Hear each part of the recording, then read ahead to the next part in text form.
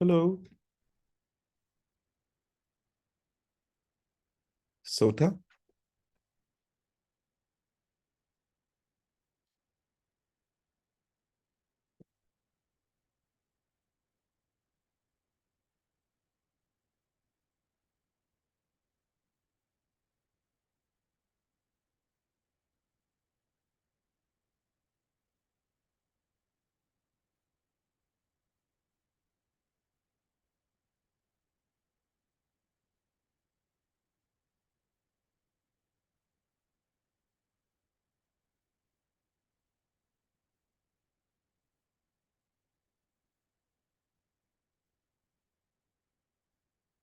Hello?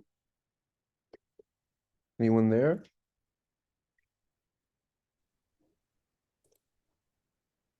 Hello. Nice to meet you. Hi, you too. Have you been to the previous classes or? Yeah. Oh, sorry. I think we haven't been introduced.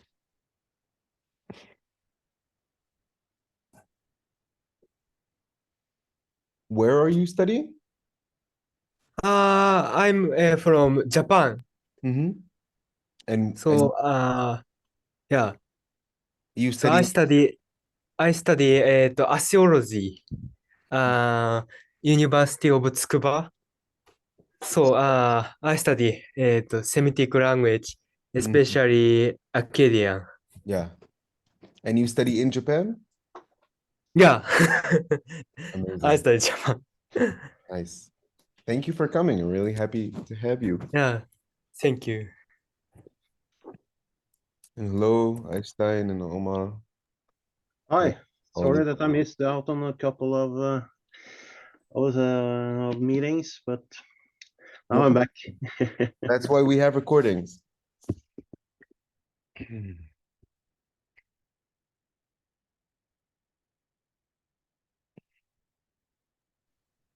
If you guys have any question or remark or anything, this would be a fantastic time to do so. I have one. Yes. Uh, Last time you talked about the suffix ini in Akkadi or ni Suffix, sorry. in Akkadian suffix ni. For the subordinative or Yeah, the pronoun for of the plural. first person plural. Oh yeah, That you mean from nihnu, yeah. exactly. Yeah, and Yeah. I just noticed that in our city in Homs we have two pronunciation for this word, nahna And or nahni. nahni. Yeah, is this nahni is related to this Akkadian? I don't think so because I think like if you want to relate it, I would say that perhaps pronunciations like nihnu or nihna or ihna might be more related to the Akkadian ninu. But I don't think that the nahni, because in Akkadian it's ninu. So ni is the Yeah, first. okay. So I don't think the nahni comes from it, but it's very interesting. I've never heard of it. Very, very Yeah, interesting. in Homs, just in Homs city. And it's not imala or something like that. Sorry? Is it not imala or something like that? I don't think so, no. No. Mm-hmm. Because most people say nahna Mm-hmm. nowadays, but the most conservatives communities in Homs say nahni. Very interesting. Uh, Very, very interesting. Thank you. Any other question or remark or anything? What time is it? 3 more minutes to go. How are you, Jonathan? I hope everything's great. I'm good but cold Oh, I'm sorry to hear. and deprived of sunshine. Yeah, it's quite rainy here as well. Don't know if you can see through the Zoom. But Yeah, it looked I about can. disgrace here.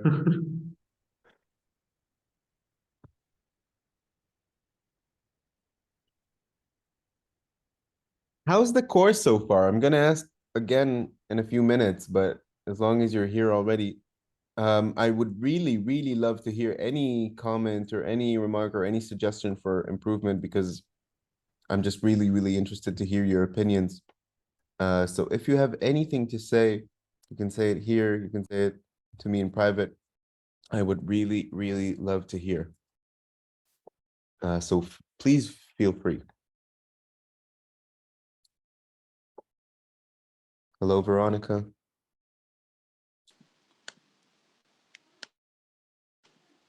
Hi. Great to see you. Yes, I always need a little bit of time to enter because of audio and video, but it's working. Great. Mm.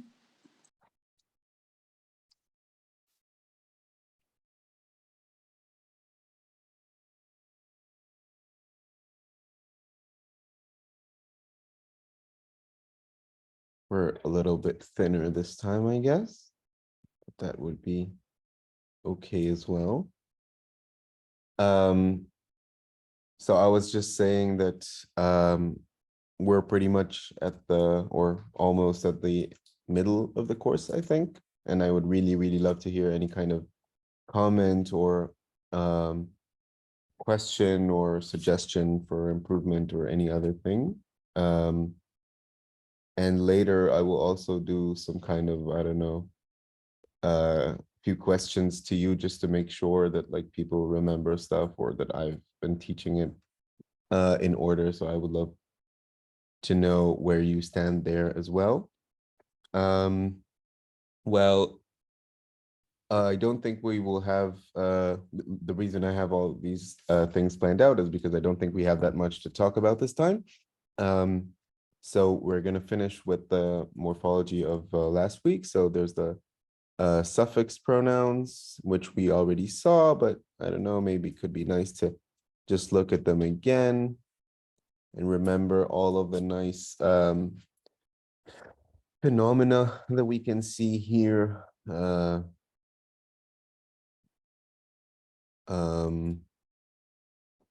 So this key, for example, for the second person is has turned into she in South Ethio-Semitic, modern South Ethio-Semitic languages, and also in modern South Arabian languages. So that is a nice case of palatalization, which is a common phenomenon before, especially before or after front high vowels, especially front vowels, but usually they're also high. We have this instance of debuccalization that happened to the S in the third person pronouns. All of them have turned from sa to ha in West Semitic. I say West Semitic, but actually some Semitic languages have retained this sheen or S in some environments. In modern South Arabian, you can see it at least in some of the places. So it's usually hey in Western modern South Arabian because in those languages, there was a shift from sheen to hey in general. But for example, in Jibali and Sokoto, you can see this sheen in the independent pronouns. However, in the suffix pronouns, it has shifted to hey as well. And we can see the gender distinction performed both by the consonant, the nasal consonant, and by the vowel. And some of the languages have different suffixes as well. And some of the languages have different patterns of gemination for the nasal. Is everything clear? Any question regarding this table or whatever, or slide? Nothing. So it was very, very clear. Hello, everyone who has joined us. Was this supposed to be the Proto-Semitic reconstruction of the pronouns, or specifically? Yeah, pretty much. It's more like the common Semitic because it's really hard to speak of a Proto-Semitic reconstruction, especially in these cases of the vowels, the nasals, the gemination. All of these are quite hard to determine, but this is just like pretty much the common Semitic, like what we see in languages. So that would mean that Akkadian basically innovated like the N in Kunu and Shunu, right? Like in the plural form, where So yeah, that's something that I mentioned last week. So since the gender distinctions are made both by the vowels and the length of the length of the nasal and the nasal itself, so these are like three different aspects of distinction. So languages tend to not retain that many redundant, so to speak, ways to distinguish these. So, for example, we can see in Akkadian and in Aramaic and in Sokotri that there is only the difference in the vowels. So there's the same nasal, the nun is in all four of these persons, but there are different vowels, and there's also no gemination, so just different vowels. That is regarding the nasals in Akkadian and Aramaic and Sokotri, and maybe Phoenician also. and so the M form, like the form with M, is reconstructed basically because it's more irregular, and so it seems like it might. Exactly. Yeah. This is once again the principle of archaic heterogeneity. But once again, I don't know what we can reconstruct and we can't reconstruct, since this would be a perfect example for something that would be best described as probably some kind of variation, maybe dialectal, already in a very early stage of Semitic. So if you see it as so widespread, first of all, the nasals exchange in all of these different environments, so I'm not really it's not that big a deal. Vowels also tend to change in Semitic, and the gemination is very interesting. But what I'm trying to say is that since it's so widespread to have these two different nasals on one hand, but it's also a little bit widespread, like you have languages from different parts, different branches have this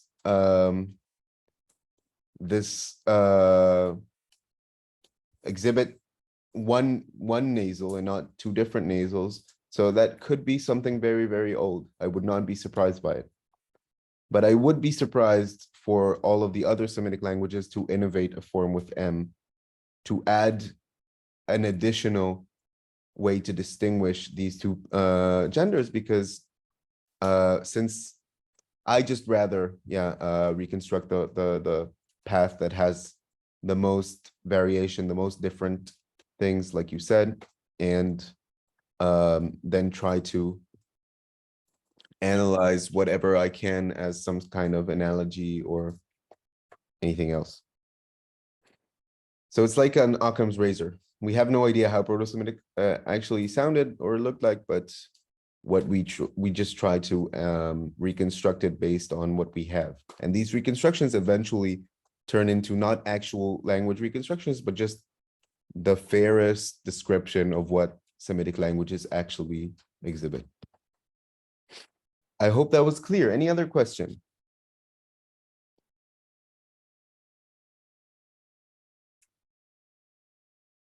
Please feel free.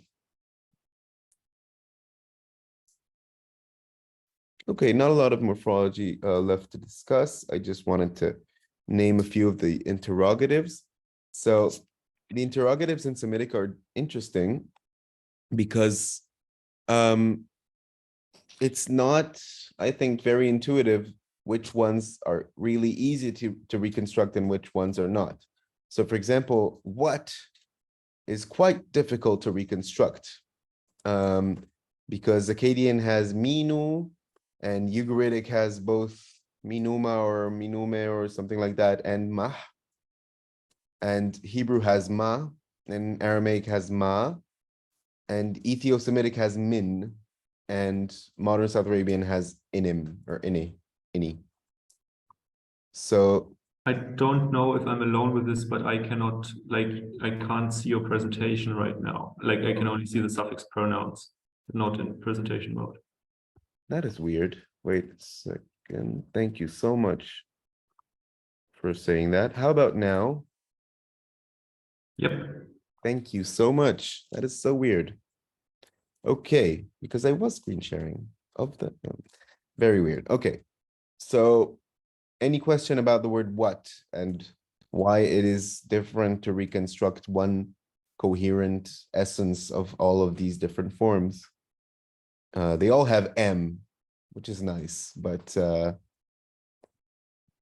on the other hand, who is just man all over the place, except for Canaanite and Ugaritic, which have Mia or me, which I don't know where it came from, but all the other languages, as far as I know, have man, which is much, much simpler and easier. Any question regarding who? Maybe it was min and the laser at the end drop down. You mean man? Man, what Yes. Canaanite was min, but without the n in the end. Yeah, could be.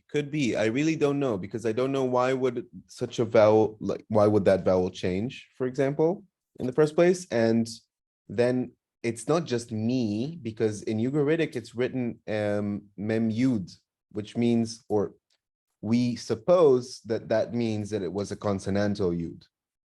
But I really, really don't know. It's a very good question. I have no idea how this form has developed.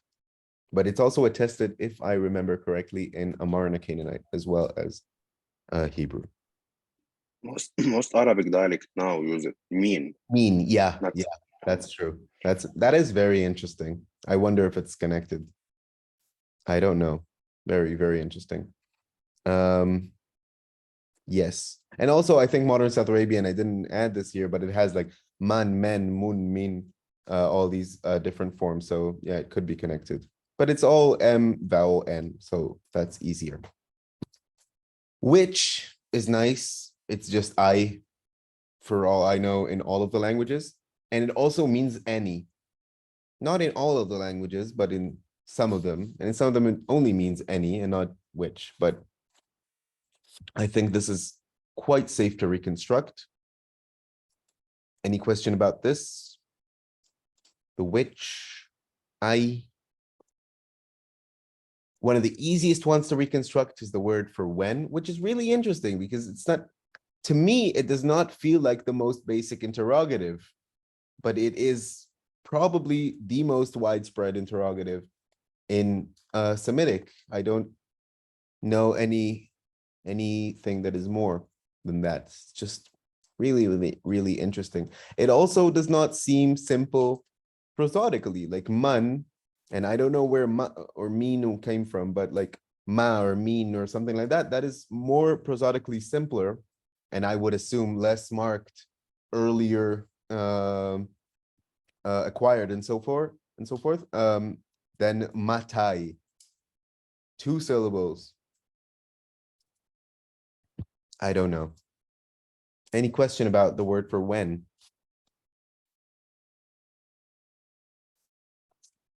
I think in Akkadian it's matima, right?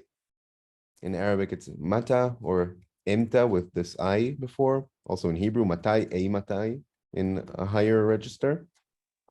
Team in Lebanese. Imteen, nice. This shows the I beautifully, but then you add the nun. Very, very interesting. And in Amharic, for example, it's meche, something like that. And where? That's maybe the most difficult one. So I don't think I'm not even sure that there are 2 different languages that have the same word for where. Arabic has aina, which is very similar both to I and to Hebrew an, which means where to, wohin, right? But I'm not sure this really exists in the other languages. What's the word for where in Akkadian? Jonathan or Chris?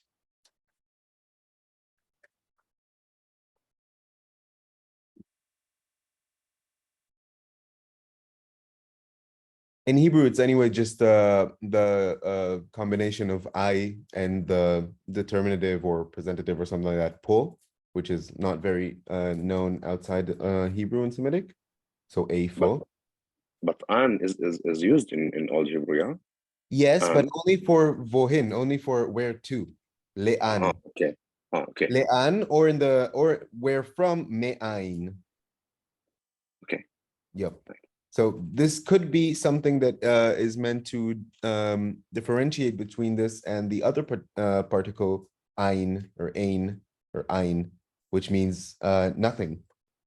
So, which I also have no idea what's the connection between nothing and where. Is there a connection? Between, I don't think in Arabic ein has the meaning of nothing, right? Or not. We don't have Yeah. this kind of word. We Yeah. have Laysa actually is really.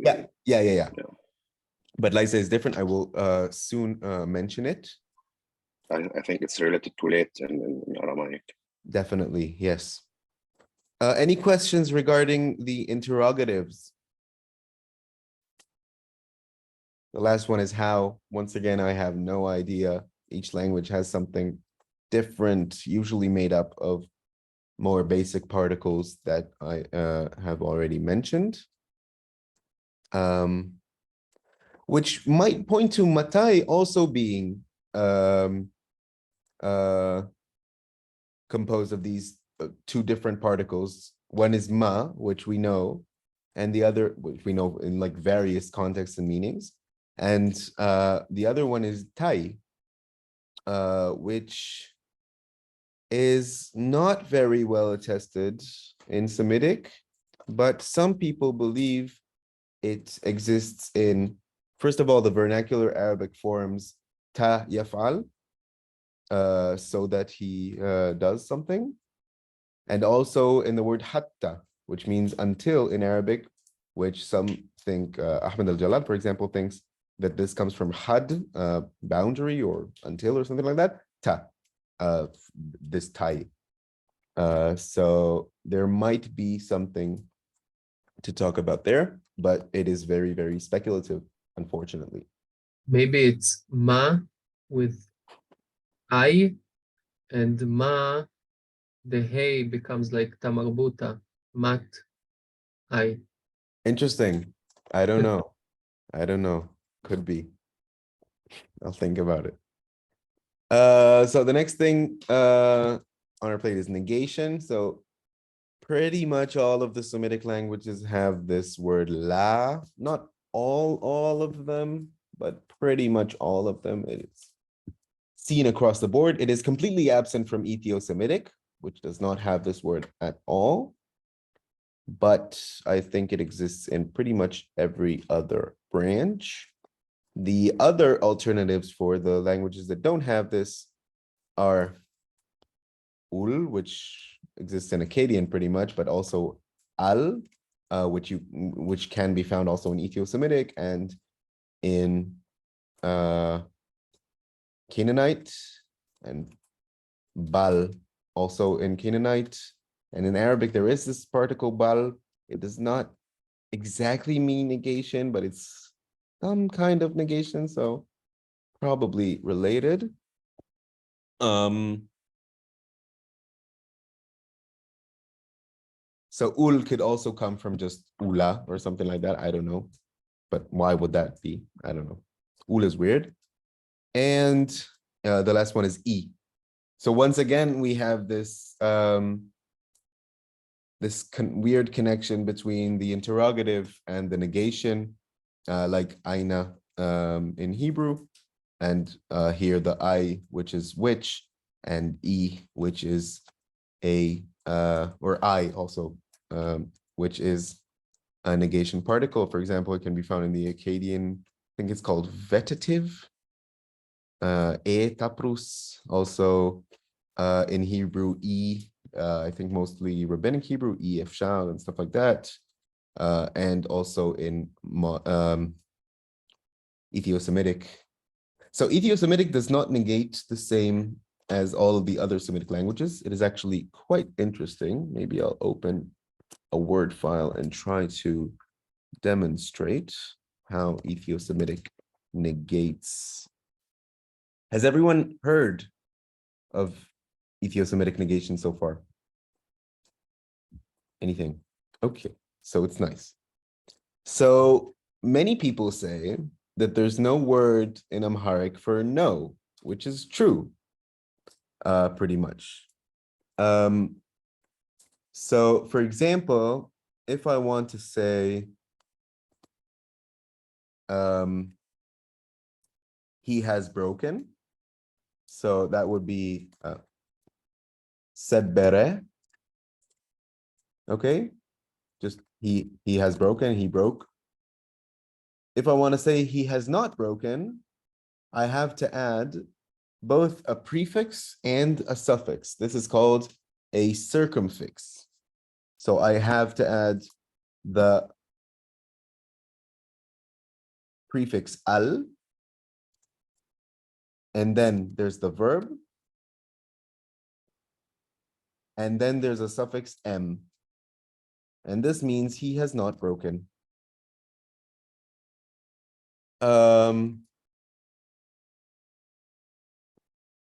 Everything clear? Okay, hopefully. This is the same al in sorry. Hebrew. Al-tilech, al. I think so. I think so. It's also not just in Hebrew. Modern South Arabian has al, and I'm quite sure other languages have al for negation as well. So I would not be surprised. And just like I mentioned, I think it is a common Semitic negation particle, or at least, not just me, of course. Okay. Sorry, I have Yeah. a question. You just said they don't have the word no. That means if they want to negate something, they have Yeah. to negate the sentence. True, or they would add like, okay, so I didn't want to mention this because I don't remember what verb this is derived from, but the word for no, if you look it up in the dictionary, is idellem, but this is just a negated verb, which means So there's no separate form No. of no. You no. can't just say Well, they can say I, but that's like uh, it's like a discourse thing. They don't have a word, an actual word that just means no. Yeah, it's really nice. Very interesting, yes. And also, so Ethio-Semitic is not the only Semitic language to negate using circumfixes. There are famous Arabic. Can you still see my screen, by the way? Yeah, that is with your Word document. Okay, great. Okay. Right. So there are Arabic, very famous Arabic dialects, which, for example, if I want to say I study, would be badrus or batalna, I don't know. And I don't study, ma badrus.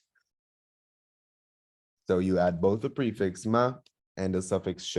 You can also, in other dialects and sometimes in the same dialect, add just the prefix or just the suffix. It is not always mandatory, but some dialects I think it is mandatory. Omar, do you want to please elaborate, because maybe I Yeah, said in South Syria, we use it ma on the ish on last.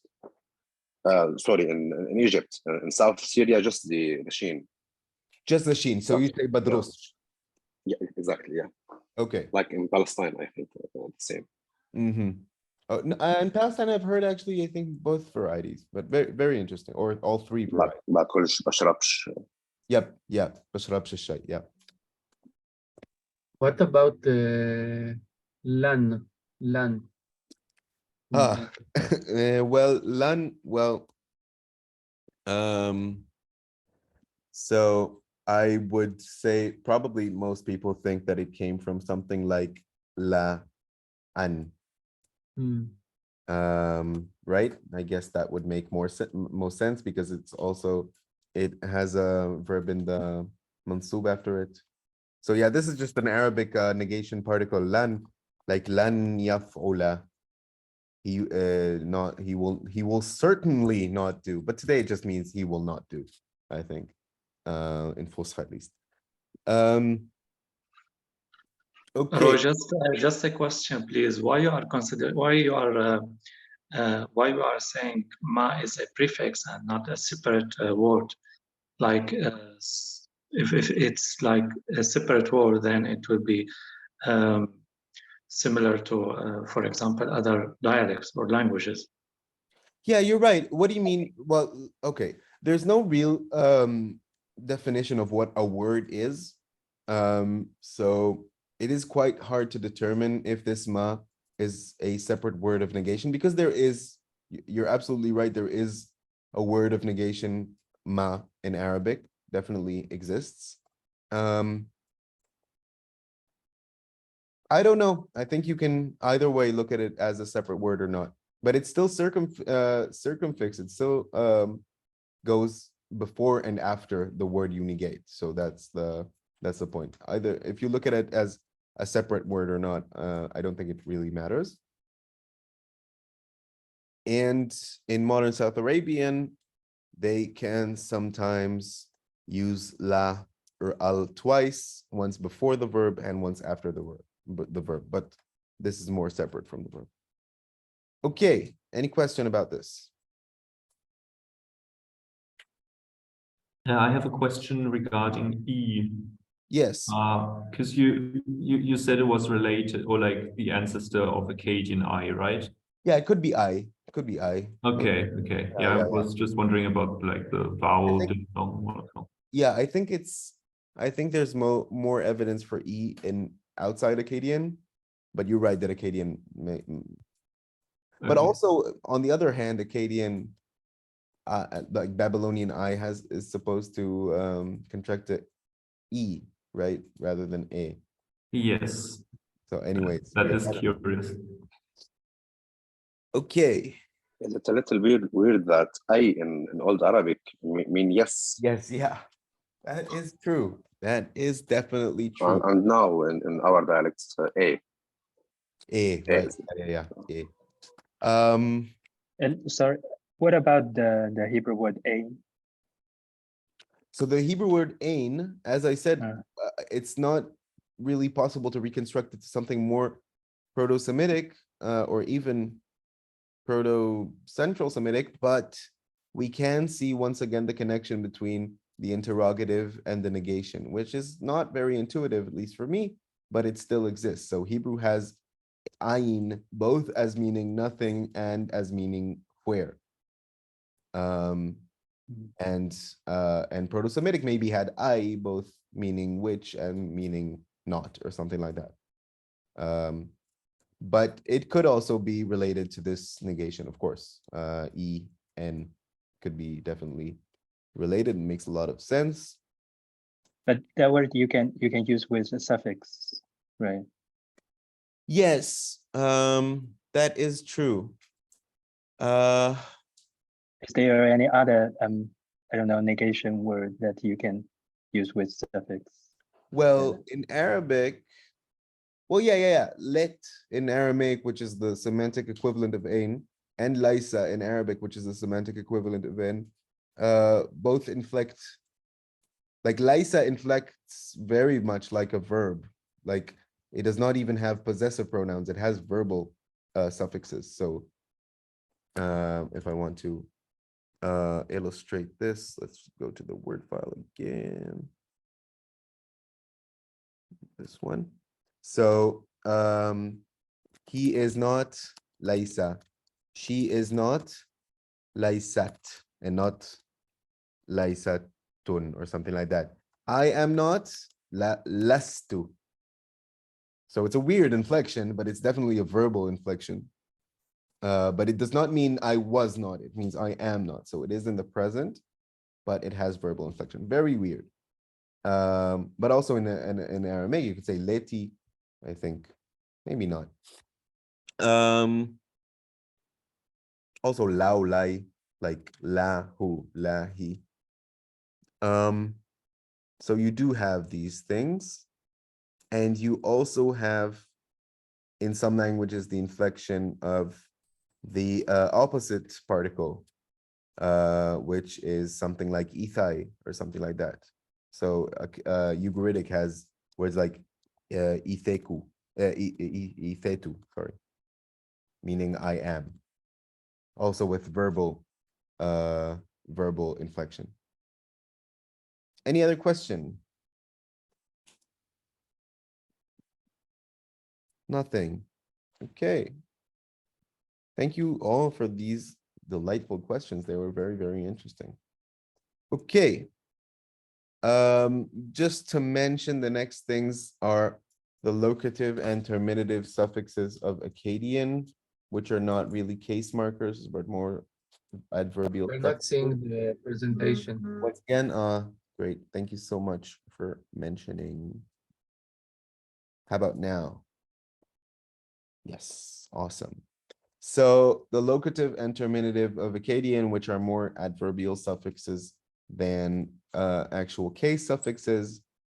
The first one, the locative, is attested outside Akkadian only in Ugaritic and Canaanite, but recently people have suggested that the Ge'ez vocative / accusative suffix ha might be connected, like for example, Jesus ha, to Jesus, or accusative Jesus or something like that. Also maybe something in Aramaic, and the locative suffix, which Semitists generally connect to the weird adverbial u that can be found in Arabic sometimes in expressions such as min ba'du, which means later. Like it's min, the preposition min, and then after ba'd, but preposition requires a genitive after it. So there's also min ba'di, which means after or from after, but min ba'du means just after that. Like it's an end of it's an utterance on its own, and it has this u suffix that people think is reminiscent of the Akkadian locative which cannot really be found anywhere else in Semitic. Some people think, Yes. Yeah, sorry, Omar. Just a note, min ba'du must be at the end of the sentence. Yeah, exactly. Yeah. Oh. You're right. Thank you. Min ba'du, min qablu. Yeah. Forms in Hebrew that people suspect might be connected to this suffix are pitom, shilshom, but it's quite hard to say. Any question regarding this? We will have a few minute break in like 2 minutes, if that's okay with you. Some other particles and prepositions that are just important to say, wa, and I think all Semitic languages have this, au, or, pretty much the same. Ethai, this is not that widespread, but you can find it in North Semitic, so to speak, which is Akkadian, Ugaritic, Canaanite, Aramaic. And this form is thought to be what stands behind the negation let in Aramaic and also Lysa in Arabic, but Arabic does not have Isa, or not really, because it's just derived from Lysa. And Arabic it is used. There is a common phrase in philosophy for describing God. خالق or موجد الأيسات من ليس. Exactly, but like even from this phrase, you can see that Isa has to be derived from Lysa. Yeah, exactly. Yeah, so Lysa is a very common and widespread word, and Isa is just like a term. But there has been a suggestion in the past few years by Ahmed al-Jalal, which I think is very, very interesting, that the reason that Arabic has also samech there and not tha, which is the etymological parallel, is that it might be a loan word in Arabic from a language that has merged these two consonants, for example, Taimanitic. That could be a very interesting solution to this problem. The next one is kai, or ki, so that when, if, it has a lot of meanings, very well attested. And before the break, last one, ka, also like, with, probably related to kai ki, maybe not, I don't know. Any question regarding this before we take a break?